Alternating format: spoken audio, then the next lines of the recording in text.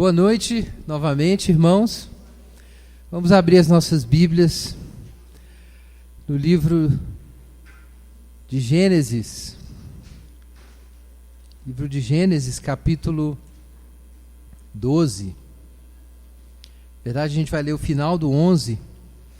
Capítulo 11, verso 27, até o capítulo 12, verso 9.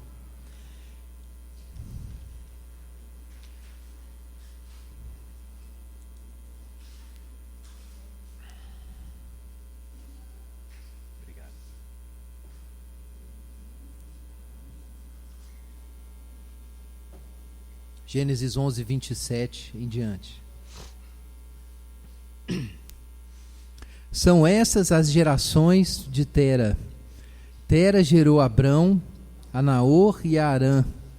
E Harã gerou a Ló. Morreu Harã na terra de seu nascimento, em Ur dos Caldeus, estando Tera seu pai ainda vivo. Abrão e Naor tomaram para si mulheres. A de Abraão chamava-se Sarai, a de Naor, Milca, filho de Harã, que foi pai de Milca e de Iscar. Sarai era estéril, não tinha filhos.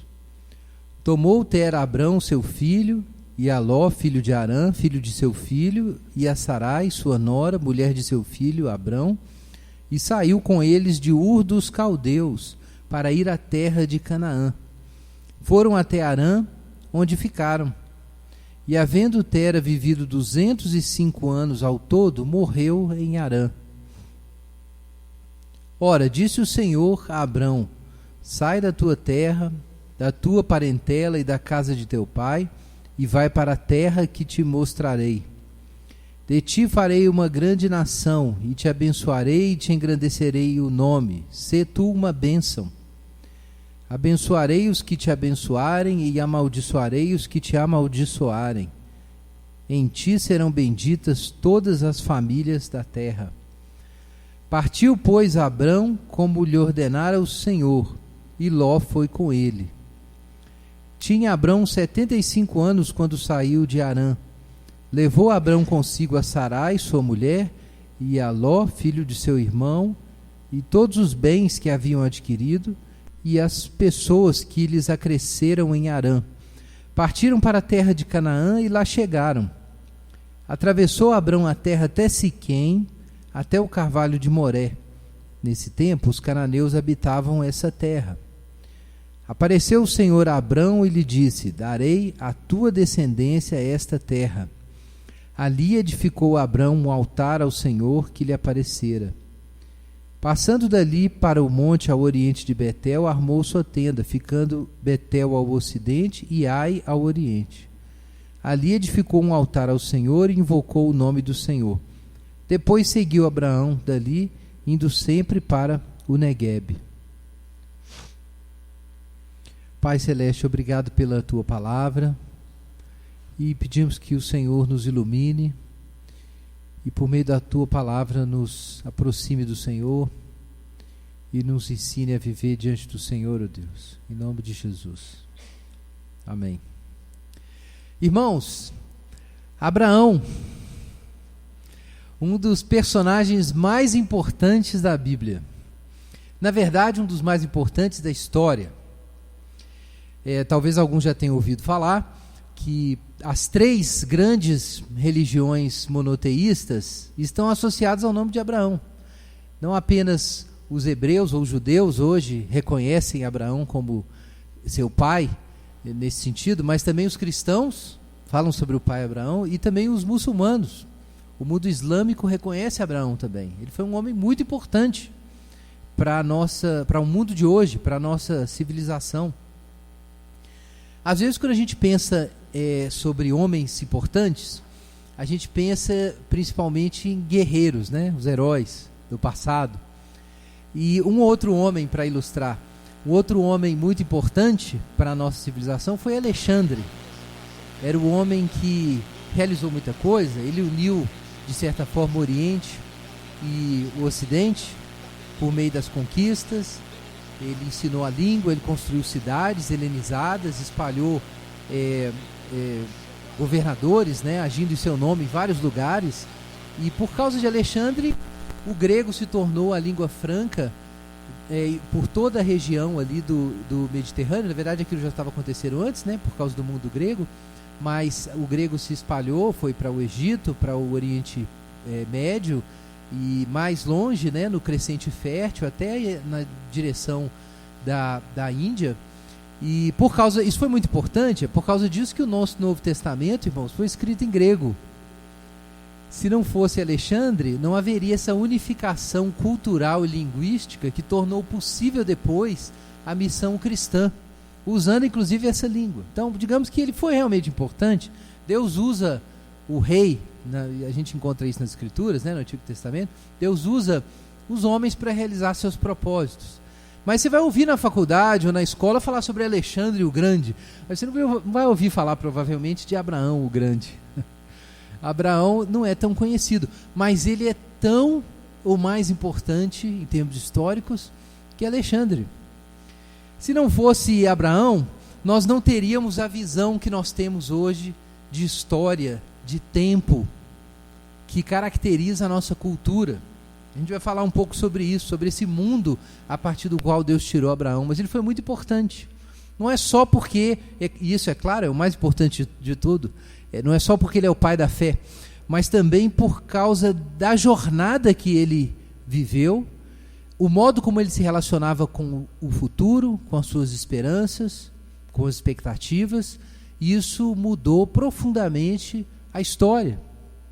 E até hoje, a gente pode dizer que o Ocidente é herdeiro dessa vivência, dessa experiência de Abraão, de ter diante de si um horizonte novo. Nós vamos falar sobre isso. Mas eu quero dar um pouco de contexto, antes da gente falar mais sobre qual foi exatamente a contribuição de Abraão e o que, na verdade, Deus fez em Abraão e por meio de Abraão. Irmãos, a história que a gente acabou de ler, ela acontece num momento crítico no livro de Gênesis, quando a gente deixa o que é chamado de proto-história e começa a história. Proto-história são essas histórias que aparecem até aqui no capítulo 12, que a gente tem dificuldade de datar. É difícil, em termos de pesquisa histórica e arqueológica, dizer exatamente aonde aconteceu. Então o pessoal chama de proto-história. Em alguns momentos, a linguagem da Bíblia mistura linguagem histórica com linguagem simbólica. Então a gente encontra muito isso nessa primeira seção, que vai até o capítulo 12. Então isso às vezes é chamado de proto-história. É uma história muito antiga, muito velha. Agora aqui do capítulo 12 em diante, a linguagem muda.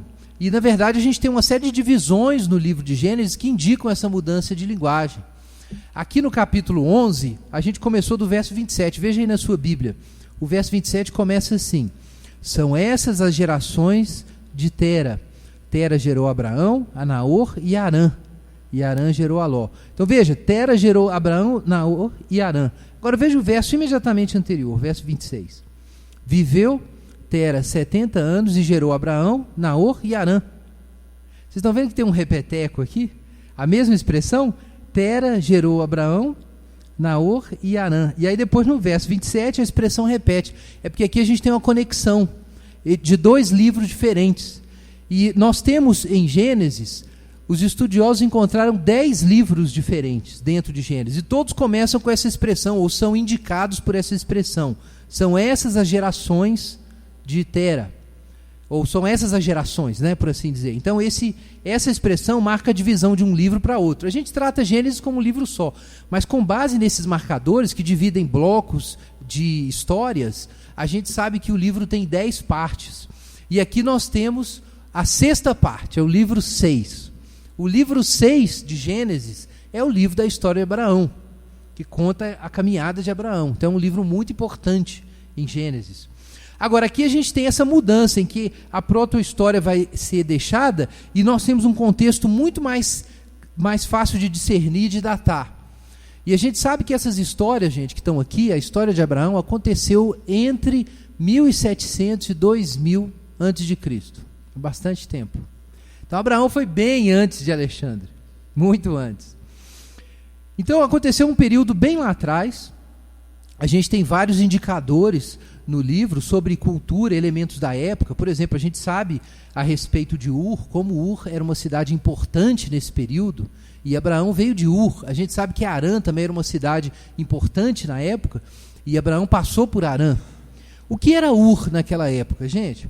Ur era Nova York. Ur era Londres. Eu brinquei de manhã que você podia dizer que era Paris, mas é porque Paris não está mais tão bem, né? Mas era uma cidade muito importante, cosmopolita, uma cidade que era um entroncamento não só de troca cultural e literatura, mas também de comércio. Era uma cidade enorme.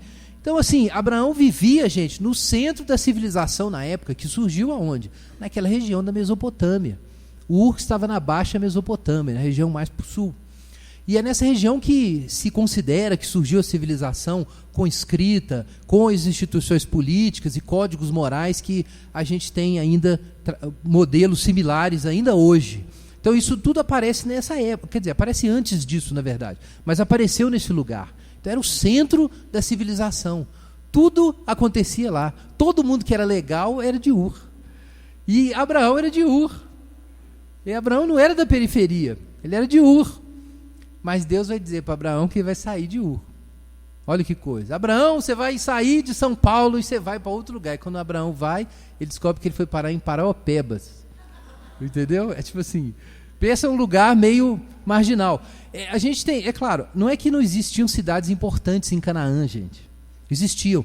Mas é que não era um lugar de grandes civilizações. Era um lugar de cidades, estado, que normalmente eram controladas por potências maiores, potências do norte, o Egito, a própria Mesopotâmia e os impérios que sucederam ali. Todo mundo passava por cima de Canaã, porque era um lugar onde você tinha rotas comerciais, os navios paravam por ali. Então era um lugar assim, que depois de uma distância muito grande de deserto, você tinha uma sequência de rios ali que alimentavam a região. Então quem vinha do deserto e precisava de um lugar para parar, tinha que parar em Canaã. Então os reis todos ficavam de olho em Canaã. Mas, ainda assim, era meio terra de ninguém. Entre as cidades e estado, a segurança era uma coisa meio relativa, não era muito grande, como no império organizado, ou bem organizado. Havia invasões frequentes, guerras entre os reis locais, inclusive, a gente sabe que Abraão se envolveu em uma, né? Aquilo acontecia o tempo inteiro. O lugar era meio desorganizado, em termos políticos. Mas o fato é que Abraão vivia num lugar muito bom, né, no Mesopotâmia do Sul, né, ali morava no Funcionários, morava no Mangabeiras, né, e aí Deus manda ele lá para outro lugar. Na verdade, ele deu uma passadinha por Harã, que também era uma cidade importante, mas já era longe, a jornada era longa. Em linha reta dava mais de 1.000 quilômetros de Ur dos Caldeus para Harã. Mas como o pessoal não ia em linha reta, porque não dava para atravessar aquele desertão, eles tinham que acompanhar o Eufrates, então dava muito mais do que isso. Dava mais do que 1.000 milhas, dava coisa de 1.800, 1.700 quilômetros, na verdade, que o pessoal tinha que andar na prática, porque não era um caminho direto. Então, gente, Abraão andou muito para chegar em Harã, foi ali com o pai dele, com a família dele. E parece assim, depois dessa introdução em que a gente vê que o Abraão está meio preso, né, com a sua família, ele está ali com o pai, Tera, né, então ele está se movendo com o pai, com o irmão, aí eles saem de um lugar, vão para o outro, aí o irmão morre, mas ele continua ali, ele só sai dali quando o pai morre, e aí quando chega no capítulo 12, nós temos o que aparentemente seria o chamado: disse o Senhor a Abraão, sai da tua terra, da tua parentela e da casa do teu pai, e vai para a terra que te mostrarei. Mas qual é a terra de Abraão? Na verdade, Abraão, gente, era um mesopotâmico. Abraão veio da além do Eufrates. Abraão era daquela região. A origem do povo de Israel, em termos genéticos, é daquela região. Na verdade, essa palavra não foi nem dita em Harã, né? De acordo com o capítulo 15, versículo 7, Deus já tinha falado com Abraão lá atrás, em Ur mesmo. Disse-lhe mais o Senhor, né, Abraão: eu sou o Senhor que te tirei de Ur dos Caldeus para dar-te por herança essa terra. Então, de algum modo, parece que o processo de Abraão de chegar até chegar, ou até realmente dar esse passo de sair e entrar na terra prometida, na terra de Canaã, e atravessar a terra de Canaã, houve um processo longo aí. Né? De algum modo, não está claro exatamente se Deus falou diretamente com Abraão em Ur, ou se ele falou em Harã, ou se realmente, providencialmente, Deus fez com que eles saíssem de Ur e fossem para Harã, e aí aos poucos foi ficando claro para ele que Deus tinha um propósito para ele, tirar Abraão do centro da civilização. Mas o fato é que, de um jeito ou de outro, Abraão entendeu que Deus queria que ele fosse para a periferia do mundo, que Deus queria que ele se desvinculasse do centro da civilização. Abraão vem de Ur dos Caldeus. Ur é uma dessas cidades da Mesopotâmia. O que a Mesopotâmia e aquela região toda significa aos olhos de Deus? Tem algo muito importante aí que a gente às vezes não percebe, que está na narrativa anterior, que eu chamei de proto-história. É a narrativa da Torre de Babel. Capítulo 10, a gente tem algo sobre isso aí. No capítulo 10, capítulo 11. No capítulo 10 a gente tem a Tábua das Nações, o princípio do reino de Nirod, que é Babel. E aí você tem no capítulo 11 a narrativa da construção da Torre de Babel. Ou, melhor dizendo, da cidade que tinha uma torre. É isso que está em Gênesis capítulo 11, versículo 4. Disseram: vinde, edifiquemos para nós uma cidade e uma torre, cujo topo chegue até os céus, e tornemos célebre o nosso nome, para que não sejamos espalhados sobre a terra. Então, gente, os homens tinham um plano. Quando nós temos, depois Deus cria o homem, depois tem a queda, depois o anúncio da redenção, e aí você tem toda essa história até o capítulo 12. No finalzinho dessa primeira sessão do livro de Gênesis, nós temos essa tentativa humana de construir uma cidade. Isso é muito importante para a gente entender Abraão. Quem é o grande homem nessa iniciativa de construir uma grande cidade? E isso significa o quê? A civilização, né? Uma grande civilização poderosa, com uma torre no centro que vai chegar até os céus. O que significa isso? Então muita gente pensa que a intenção, né, do pessoal era construir uma torre que ia chegar até no céu mesmo, ia abrir, né, o porão, ia subir. Não é isso, né? O sótão, né, ia subir lá em cima. O pessoal não era bobo assim. A torre de Babel não era algo tão diferente, mas certamente ia ser muito mais importante, mas não tão diferente dos zigurates que existiam naquela região, que eram essas torres que eram feitas, eram observatórios astronômicos e astrológicos, que eram centros de adoração, de culto às estrelas e às forças da natureza, mas também eram centros de informação. Tudo que eles precisavam saber sobre colheitas, sobre o período certo de quando viriam as chuvas e tudo mais, eles usavam essa observação do céu para fazer isso. Então, de fato, o que está em jogo aqui com essa torre de Babel é um centro de domínio econômico, religioso e político, que era como funcionavam essas cidades-estado na região da Mesopotâmia. Elas eram governadas por um centro religioso, a partir desse templo, que era o centro de governo, centro de economia e centro de religião. Então, alguém surgiu, e a gente sabe quem foi esse alguém, foi Nimrod. Foi esse homem que se opunha ao Senhor, e está no capítulo 10 de Gênesis. Esse sujeito decidiu que ele ia fazer o reino, o império, ia governar tudo através dessa torre, dessa cidade tão importante, ia gerenciar tudo, controlar tudo. O que está por trás desse homem? É a vontade de poder. Nimrod é o que começou a ser poderoso na terra, é o que diz aí o capítulo 10, versículo 8, poderoso na terra, valente caçador diante do Senhor, e ele começou esse reino em Babel. Nimrod, gente, Nimrod é o paradigma de todos esses homens que querem o poder. Alexandre o Grande, né? Tão importante, a gente citou. César, Napoleão, Hitler. Esses homens sempre aparecem. E eles querem tomar controle de tudo. E querem construir a sua cidade com uma torre central, e querem chegar até o céu, e querem mostrar para Deus que nós, homens, nos bastamos. Deus inicialmente fez o quê? Plantou um jardim, e no centro do jardim tinha o quê? As árvores, né? E o que é que o homem faz? Constrói a sua cidade e no centro dela tem o quê? Uma torre, um símbolo de poder, da vontade de poder, o símbolo do desejo do homem de controlar tudo e de se bastar. Então, isso é o projeto que aparece aqui. Mas vejam só, quando Deus salva o povo, um pouco antes nós temos o dilúvio, e quando Deus salva aquele povo, a casa de Noé, e salva os animais, e eles começam tudo de novo, nós ficamos sabendo aqui na narrativa bíblica, e a gente conta isso aqui também no capítulo 10 de Gênesis, que Deus formou muitas nações por meio de Sem, Cão e Jafé, os filhos de Noé. Deus formou várias nações, várias famílias.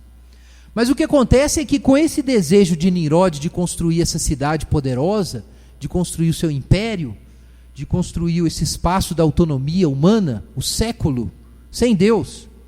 Então Deus faz o quê? Ele impede esse plano de se realizar, confundindo as línguas. Muita gente pensa que isso seria um juízo de Deus. Sim e não. É um juízo de Deus, sem dúvida, porque Deus confundiu os planos de Nimrod, confundiu os planos de Babel, espalhou todo mundo. Então foi um juízo sobre esse plano. Mas, gente, foi também um ato de graça. Deus realizou um ato de graça. Ele impediu que esse império terrível fosse fundado. Um dia esse império ainda vai ser fundado, mas ele vai cair.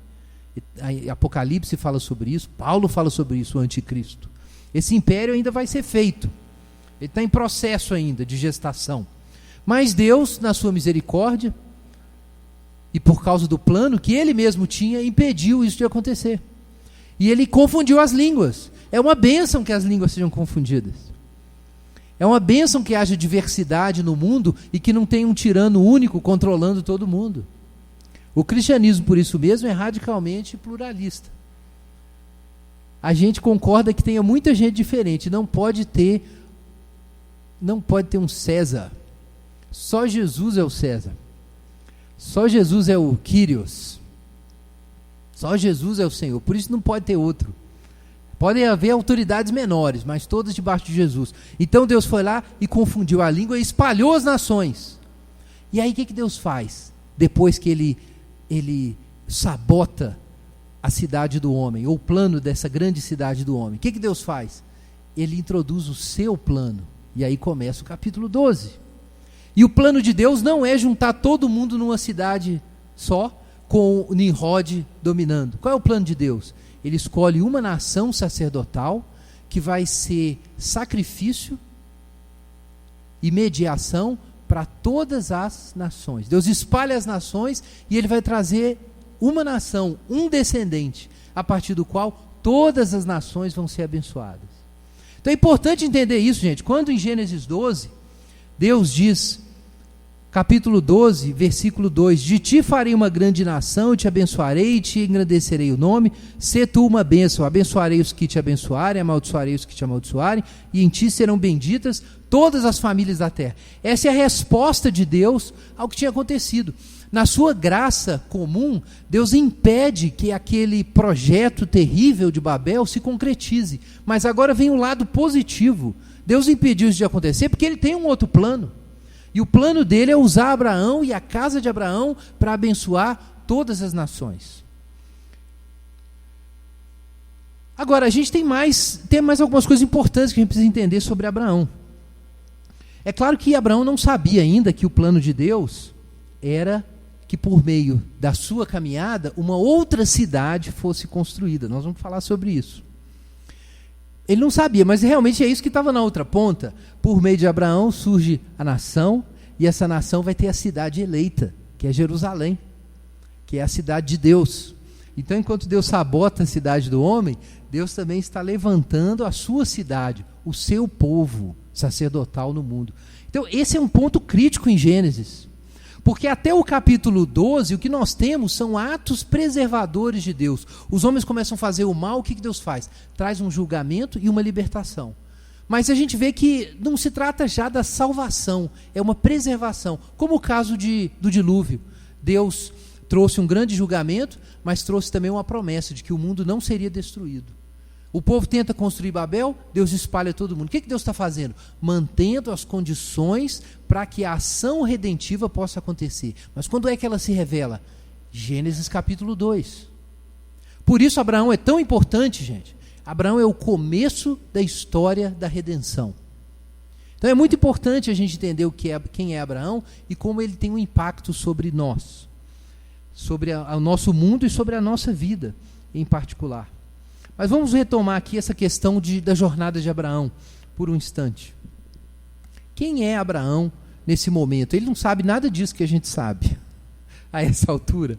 Nós sabemos que ele está num ponto fulcral da história, em que os atos preservadores de Deus, agora o seu sentido é revelado. Porque ele estava preservando o mundo, porque ele ia redimir o mundo. É um momento muito importante, mas Abraão ainda não sabe disso. O que Abraão sabe? Ele sabe que ele foi lançado para fora da sua cidade, Ur.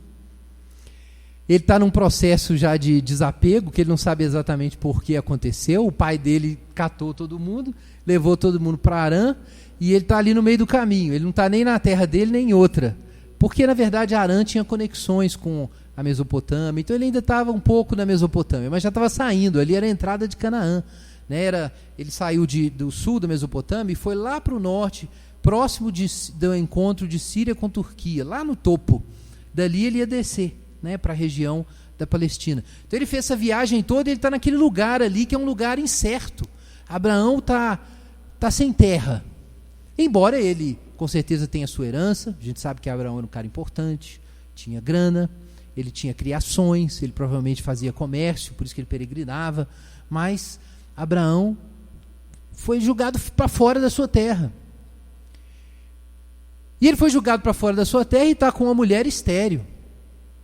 E não pode ter filho.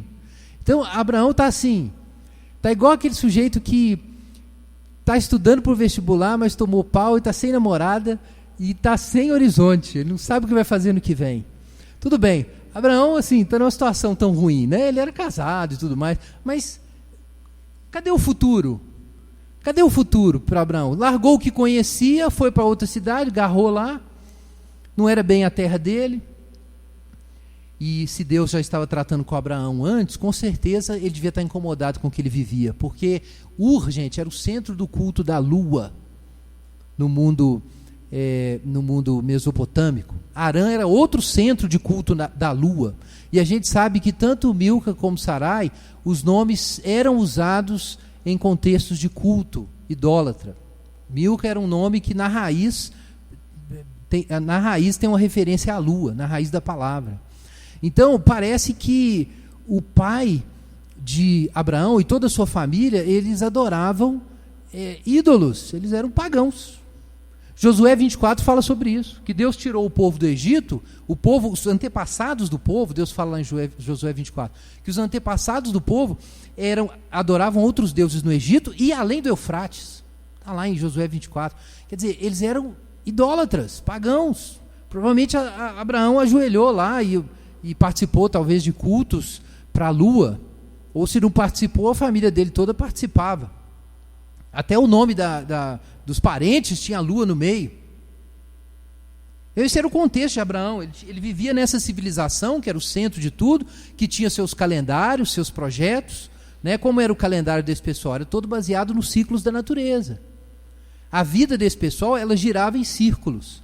Ela girava em torno da cidade, em torno dos processos da natureza, de fertilidade, a ressurreição de Tamuz na primavera, e no inverno ele morria de novo. Então esses ciclos naturais eram que organizavam o calendário, a vida cultural e a vida política do povo na época.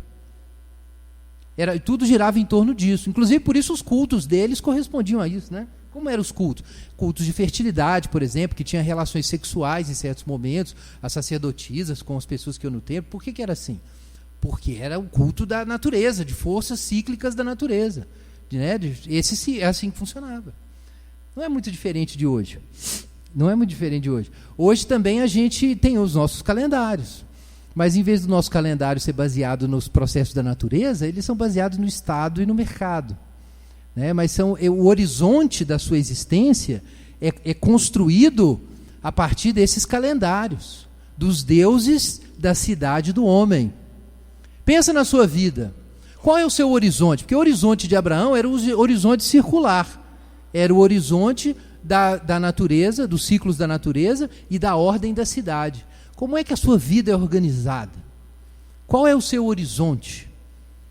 A idolatria, gente, às vezes a gente fica pensando assim, o que é idolatria? Tem um sentido que a Bíblia ensina, que a idolatria é como você se organiza em termos afetivos. É o que está em primeiro lugar, o que você ama. Isso é idolatria. O que está em primeiro lugar, se não é Deus, é um ídolo. Mas tem um outro jeito de você identificar a idolatria. É o seu calendário. É o seu horizonte temporal. É um outro jeito de você identificar a idolatria. Como é que o seu horizonte funciona? Você está andando para onde? Qual é o seu objetivo? Você está girando em círculos em volta de um calendário secular? Ou você está andando para frente na direção de uma promessa que Deus deu para você? Isso é muito importante. Mas, irmãos, Abraão era esse sujeito que estava numa situação assim, provavelmente incerta. E aí Deus se aproxima de Abraão e fala assim: sai da tua terra e da tua parentela, da casa do teu pai, sai da tua terra, é o teu país aqui, né? E vai para a terra que te mostrarei. Ele não sabia para onde iria ainda. De ti farei uma grande nação e te abençoarei e engrandecerei o nome. Sê tu uma bênção. Quem é que construiu uma cidade e uma torre para que o seu nome fosse engrandecido e não fosse esquecido? Quem foi, gente? Babel, Nimrod. Abraão vem desse contexto em que as pessoas têm um projeto de grandeza, é a vontade de poder, né, do homem. Eles têm aquele projeto de grandeza ali da cidade do homem. E aí Deus fala assim: olha, você vai prosperar, você vai ter uma terra, você vai ter uma grande descendência e você vai ter um nome também. Só que você vai para a periferia. Você não vai fazer do jeito que Nimrod faz. Você não vai seguir o caminho do mundo. Você vai seguir um outro caminho e vai buscar uma outra cidade. Vai ser um outro projeto. Mas o que é que Deus promete para Abraão? Isso é muito importante, irmãos. Ele promete a bênção. Veja aí na sua Bíblia, versículo 3.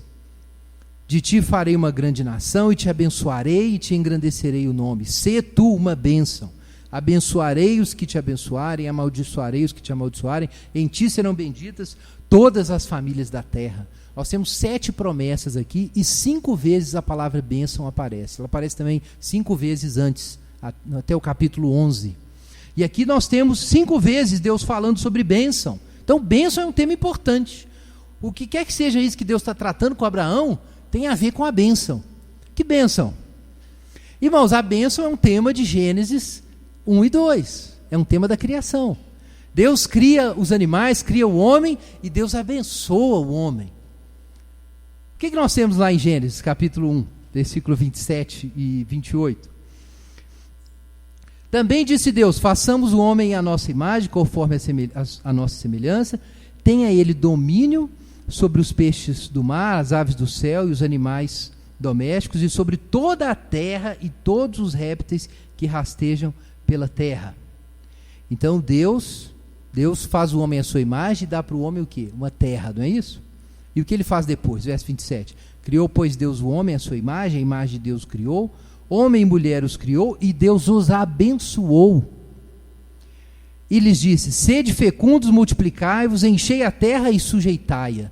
O que nós temos aqui, irmãos? Em Gênesis capítulo 1. Tudo que está lá em Gênesis capítulo 12. Exatamente. Deus dá para os homens uma terra. Deus abençoa os homens para que eles se multipliquem sobre a terra. E é exatamente o que a gente tem em Gênesis 12. Deus promete o que para Abraão? Uma terra e uma semente. E por meio dessa terra e dessa semente, todas as nações da terra seriam abençoadas.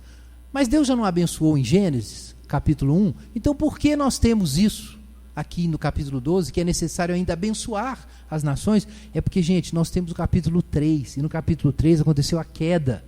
E o que acontece quando o homem cai? Capítulo 3, versículo 15. Perdão, versículo 16. A mulher disse, Deus disse, depois do pecado: multiplicarei sobremodo os sofrimentos da tua gravidez, em meio de dores darás luz a filhos, e o teu desejo será para o teu marido, e ele te governará. Verso 17, e Adão disse: visto que atendeste à voz da tua mulher, e comeste da árvore que eu te ordenei que não comestes, maldita é a terra por causa de ti. Irmãos, o que é que acontece com o pecado? Deus cria o homem e dá para o homem a terra, ele dá o Éden, um jardim para o homem cultivar. O que é isso senão Canaã?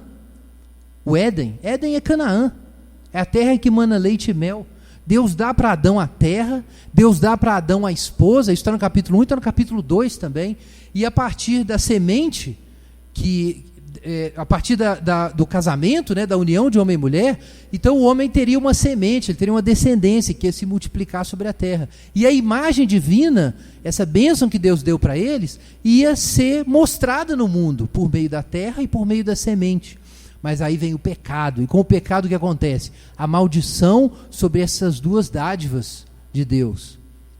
Então a mulher recebe uma maldição: com dor terás filhos. E o homem recebe uma maldição: a terra foi amaldiçoada, e agora o homem vai comer o seu pão com esforço. Então, gente, existe uma maldição sobre a terra. E é por isso, então, que Deus levanta Abraão para trazer de novo o quê? A bênção original. A bênção que está lá em Gênesis capítulo 1, capítulo 2. Então, Abraão, gente, ele é um veículo de Deus. Deus impede o plano de Babel, mas qual é o plano de Deus? É um plano bom, é um plano de salvação. O plano de Deus é reconstruir, recuperar, redimir aquilo que foi perdido. Mas quem é que Deus vai usar para redimir isso e para trazer de novo a bênção original, né, de mostrar a imagem de Deus na terra e na semente? Deus vai usar um sujeito sem terra e com uma mulher estéril. Não é irônico? Exatamente naquela situação de pobreza, de incompetência, né, de impossibilidades. Não importa aí essa altura quem Abraão fosse, né, em termos ainda de importância, de dinheiro. Veja que situação, gente. De repente Deus coloca uma coisa dessa para Abraão: olha, Abraão, você acha que você é um ninguém. Se tem alguém amaldiçoado nesse mundo, por causa do que está lá em Gênesis 3, então é você, né, que você não tem uma terra para cultivar e não tem descendência. Mas aí Deus promete uma terra e uma descendência. E por meio de Abraão e dessas bênçãos, todas as nações da terra seriam abençoadas. Então, gente, Abraão é muito importante. Abraão mostra para nós que a religião bíblica tem um horizonte universal. Do que trata a obra salvadora de Deus? A obra salvadora de Deus trata da redenção desse mundo. Trata de recuperar a bênção que foi dada em Gênesis 1 e que foi corrompida pelo pecado, que foi perdida parcialmente pelo pecado. Na verdade, teria sido perdida totalmente, se não fosse a graça comum de Deus preservando o mundo para que a salvação viesse depois. Então, gente, a salvação bíblica tem a ver com a renovação do mundo. Tem a ver com as nações todas serem trazidas para a presença de Deus, para esses desejos tão profundos que nós temos, de ter um nome, de ter significado, de agir no mundo e ver o resultado do que a gente está agindo, da gente se relacionar e ver o fruto do nosso amor, do nosso relacionamento, em novas pessoas. Tudo isso são pulsões fundamentais que nós temos. E de algum modo elas têm que ser realizadas, mas por causa do pecado elas são realizadas pobremente, ou não são realizadas, e no final tudo está amaldiçoado, no final a gente morre.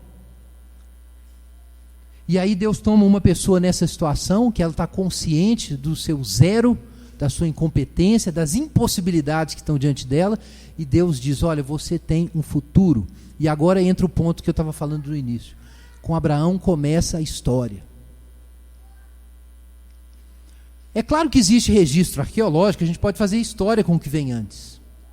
Mas consciência de história, não. Porque o homem antigo, gente, como eu disse, ele vivia em torno de um calendário da natureza. Ele vivia em torno dos processos naturais aos quais ele estava escravizado, que tinham a ver basicamente com reprodução e plantação. Na verdade, tem a ver com o que está lá em Gênesis 1. Deus deu para o homem a terra e Deus deu para o homem a esposa para eles ter filhos, mas por causa da ruptura no relacionamento com Deus, o que acontece com a terra e com a reprodução? Viram ídolos, viram titãs, viram forças que nos escravizam e controlam o nosso destino. E no caso deles era um calendário, era toda uma vida que girava em torno desses ciclos naturais, e todo mundo escravizado ao rei, o chefe da cidade.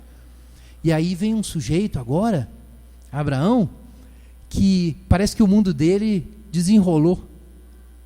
O mundo dele desenrolou. Abraão não está mais andando em círculos, naquele destino baseado na natureza. Abraão está andando para frente. O que está na frente de Abraão? Ele não sabe. Ele não sabe. Deus mandou ele sair da cidade, da terra que ele vivia, para uma terra que ele ainda não sabia onde era. De acordo com Hebreus capítulo 11, nós vamos ler lá. Ele não sabia para onde estava indo. Então, quem é Abraão? Abraão é um sujeito, gente, que tem um futuro. Do fundo da sua desgraça, das suas impossibilidades, o que Abraão vai descobrir? Que ele tem um futuro. Abraão não anda em torno das regras, das condições, do calendário, das propostas de Ur. Abraão anda em direção à esperança, a um futuro que está diante dele, que é algo que Deus está propondo para ele, que ele não sabe como vai se realizar, mas isso liberta Abraão do ciclo da natureza. E agora nós temos história. Nós temos alguém que tem um passado atrás dele, que não é só a repetição mítica de alguma coisa natural, e ele tem um futuro. Abraão, ele está esperando o novo. Na linguagem de Kierkegaard, Abraão conheceu agora o infinito, as possibilidades. É a experiência do adolescente, não é? Quando o adolescente, de repente, ele se toca e ele fala, puxa, tem tanta coisa que eu posso ser, que eu posso fazer, eu posso ir para cá, eu posso ir para lá, eu posso tentar mudar de cidade, e de tantas possibilidades surgem. É claro que tem muitas coisas, muitas impossibilidades, mas essa vertigem, essa sensação de que a sua história não está concluída, não está fechada, que você pode fazer algo a respeito dela, isso é o sentido do infinito, o sentido do possível. Agora, a questão é que a gente tem o sentido do possível, mas as nossas possibilidades reais são desse tamanho. Se Deus não intervir e não der materialidade para o possível, ele não acontece. Por isso, quando o homem não tem Deus, para quem todas as coisas são possíveis, ele fica louco e desesperado. Porque abre essa coisa infinita dentro dele, que é o desejo de possibilidades, do novo, de coisas que ele gostaria ou poderia ser, e ele não pode fazer nada disso. Porque o sistema não deixa, porque ele é pequeno, porque ele não aprendeu, porque ele está escravizado, porque ele é pobre, porque ele não sabe a língua, e isso e aquilo, e aí as coisas não podem acontecer. E aí o homem quer matar o primeiro que ele vê na frente dele. Ou então construir um império, quando ele tem vontade suficiente, como Nimrod. Então ele constrói um império e escraviza todo mundo para ver se pelo menos ele chega no céu. É isso. Mas tem um outro caminho para isso. É você entregar todas as ansiedades para Deus. É você entregar todas as suas possibilidades para Deus. Porque Deus tem um horizonte para você. Deus tem um futuro para você. O possível está nas mãos de Deus. A gente tem uma intuição do possível, mas quem controla o possível é Deus. A gente tem a eternidade no coração, mas quem é eterno, está lá em Eclesiastes, mas quem é eterno é Deus. Todas as possibilidades estão nele. Abraão é o sujeito que descobriu isso, e porque ele descobriu isso, ele se libertou daquela coisa toda do sistema, do medo, e saiu andando, gente. E saiu andando como um louco, né? Porque de acordo com o texto, ele atravessa a terra toda. Ele começa em Siquém, depois para ali entre Ai e Betel, né? E depois ele desce para o Neguebe. Então, se você olhar no mapa, o que Abraão fez quando Deus mandou ele sair? Ele saiu andando, chegou ali naquela terra e foi descendo ela, atravessando ela de cima a embaixo. E fazendo altares para Deus ali, adorando a Deus ali, o Deus que daria aquela terra para ele. Mas até esse momento ele não tinha nada, nem filho, nem terra. Ele era um andarilho. Ele estava, sabe quando você que quer comprar uma casa, você passa naquele bairro legal, e você fica olhando aquelas casas assim, pô, esse lote é legal, não sei o quê. Sabe? Qualquer pessoa normal faz isso. Então, gente, Abraão foi isso. Ele andou naquela terra e falou, puxa, aqui era legal, ali dava para fazer uma fazendinha ali dava para construir uma cidade. O que Abraão tinha aquela hora? Nada. só tinha vontade. Tudo que ele tinha naquele momento, só vontade. Mas Deus estava por trás dele. Na verdade, nós sabemos pela história de Abraão que as promessas se cumpriram para ele de uma forma minúscula. No final da vida de Abraão, a gente vai ver isso no nosso estudo, o que Abraão tinha, gente? Abraão tinha um pedacinho de terra que ele comprou no cemitério da Paz. Essa era a terra de Abraão, era a caverna de Macpela. Era isso que ele tinha, onde ele enterrou a Sara e depois ele foi enterrado. E ele tinha um filho, né? Deus falou com ele que assim, tipo assim, como a areia do mar e as estrelas do céu. Ele tinha um filho, que Deus ainda no meio do caminho mandou ele sacrificar e quase que ele perde também. Gente, Abraão era crente, viu? Por isso a gente precisa dar uma atenção especial para Abraão. Vamos ler alguns textos do Novo Testamento para aclarar isso e a gente depois encerra. Mas abra sua Bíblia em Romanos, carta aos Romanos.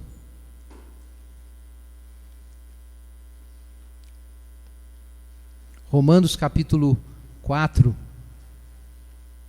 Abraão, nessa fé, nessa entrega de todas as suas possibilidades e impossibilidades nas mãos de Deus, é o pai da fé. Com a história da redenção que começa nesse momento, gente, começa também o modelo do cristão. Quem é o homem de Deus? Quem é o cristão? O homem de Deus é quem segue esse padrão de Abraão. Por isso ele é tão importante. Veja aí, Romanos 4, verso 10. Verso 11,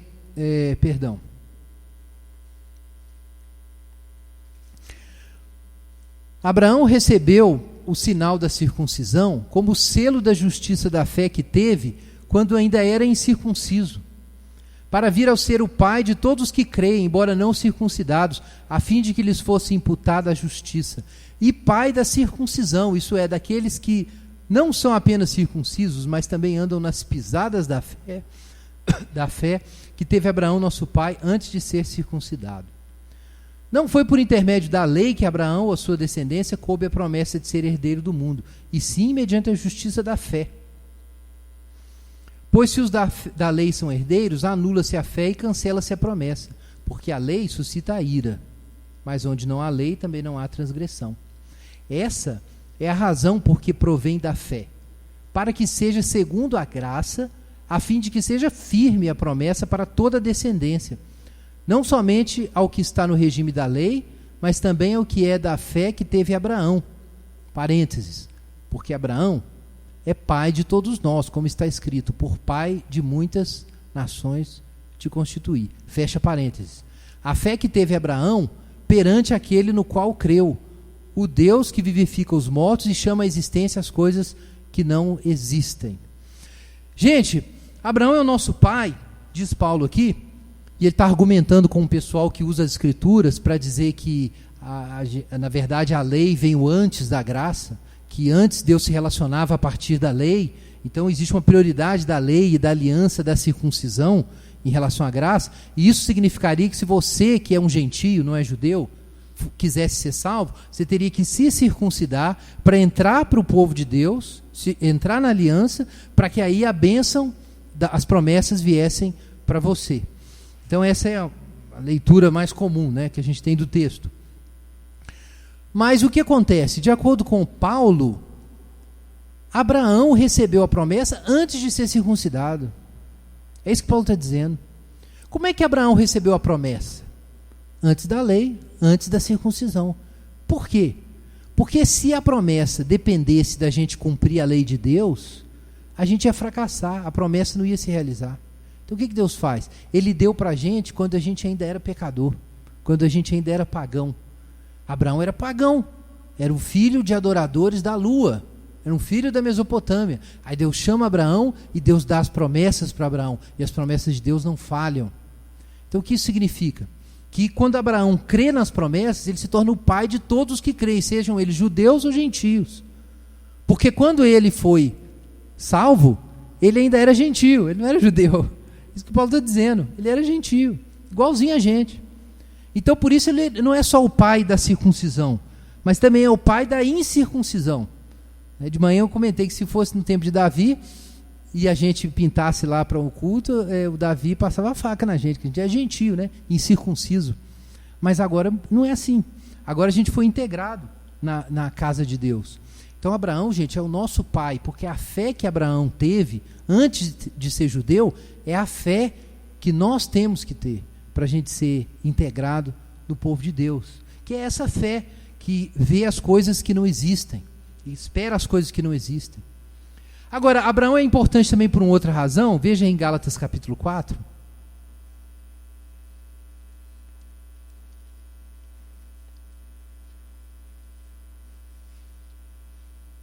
Ou capítulo 3, melhor.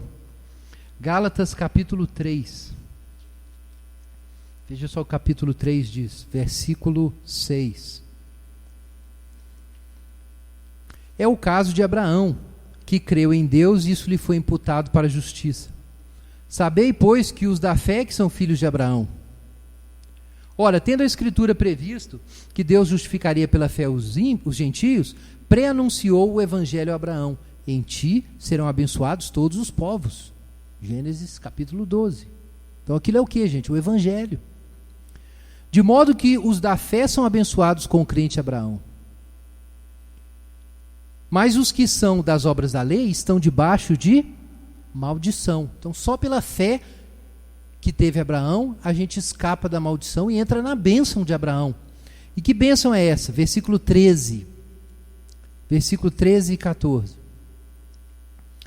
Cristo nos resgatou da maldição da lei, fazendo-se ele próprio maldição em nosso lugar, porque está escrito, maldito todo aquele que for pendurado em madeiro, para que a bênção de Abraão chegasse aos gentios em Jesus Cristo, a fim de que recebêssemos pela fé o Espírito prometido. Então, gente, para quem que eram essas promessas?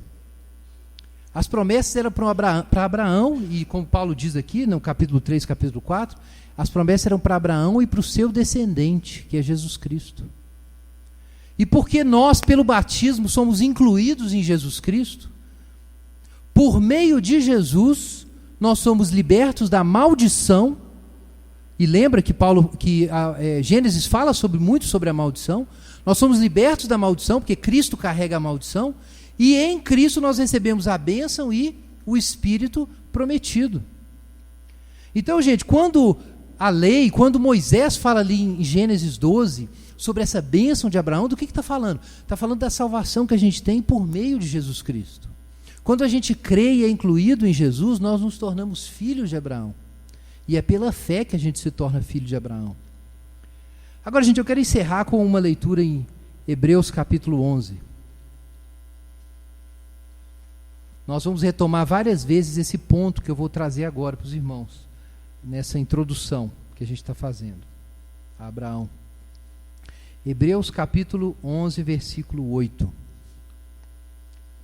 Nós falamos, irmãos, há pouco, que o homem tinha um plano alternativo: resistir à maldição que Deus lançou no mundo e construir a sua própria cidade. Mas Deus confunde esses planos porque Ele quer formar um outro povo por meio de Abraão para abençoar o mundo, para abençoar as nações. Então Abraão, irmãos, estava andando em direção a uma outra cidade, não é isso? Olha só o que Hebreus 11 diz, verso 8. Pela fé, Abraão, quando chamado, obedeceu, a fim de ir para um lugar que deveria receber por herança, e partiu sem saber para onde ia. Pela fé peregrinou na terra da promessa como em terra alheia, habitando em tendas com Isaque e Jacó, herdeiros com ele da mesma promessa, porque aguardava a cidade que tem fundamentos, da qual Deus é o arquiteto e edificador.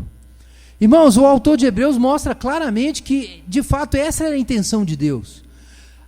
Em oposição ao plano mesopotâmico, o plano da civilização humana de construir sua própria cidade e dar uma banana para Deus e tentar ignorar a maldição que Deus lançou no mundo, em oposição a isso, Deus vai formar a partir de Abraão um outro povo, e ele vai formar a partir desse povo uma cidade, que é Jerusalém, e dessa cidade que tem os fundamentos e que Deus constrói, ao contrário da cidade de Nimrod, Todas as nações vão ser abençoadas.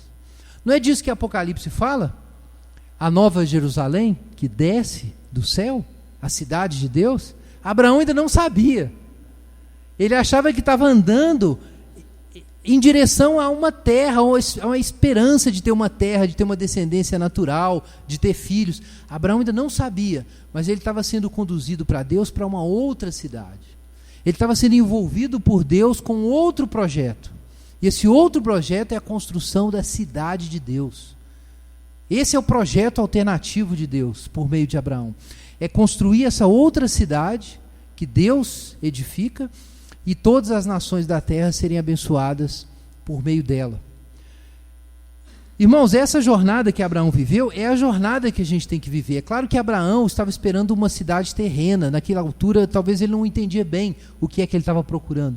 Mas aos poucos, na sua vida, ele foi descobrindo que, na verdade, o destino que Deus tinha para ele não era satisfazer Abraão com uma terrinha, não era simplesmente dar muitos filhos para Abraão. Abraão ia descobrir muito tempo depois que os seus filhos nem eram filhos biológicos, afinal de contas, né, como está lá em Romanos, como está em Gálatas.